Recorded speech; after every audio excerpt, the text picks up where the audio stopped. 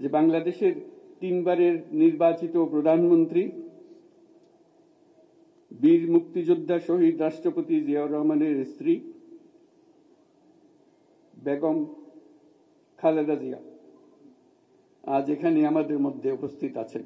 এই সশস্ত্র বাহিনী দিবসকে উপলক্ষ করে বাংলাদেশের সবাইকে সবার পক্ষ থেকে যে বাংলাদেশের নক্ষত্র সমূহকে একযোগে এই মহাসম্মেলনীতে আনতে পেরেছেন সেটা দেখে অবাক লাগছে। আজকে অত্যন্ত আনন্দবোধ করছি আপনাদের সবাইকে দেখে।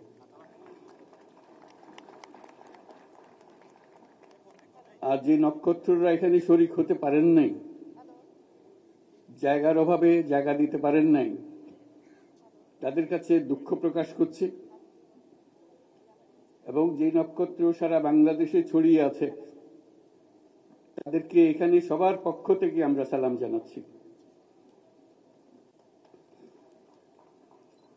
আজ আমরা বিশেষভাবে সৌভাগ্যবান এবং সম্মানিত যে বাংলাদেশের তিনবারের নির্বাচিত প্রধানমন্ত্রী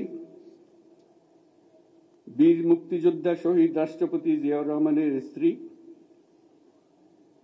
বেগম খালেদা জিয়া আজ এখানে আমাদের মধ্যে উপস্থিত আছেন।